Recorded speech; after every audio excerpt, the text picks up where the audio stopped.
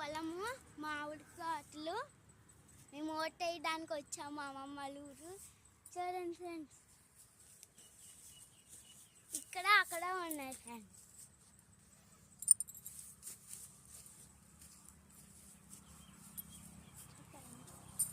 ఇవన్నీ ఫ్రెండ్స్, ఇవన్నీ మామిడి తోటలే.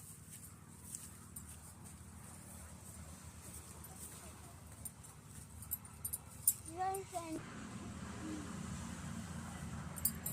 ఇదంతా మామిడికాయలు.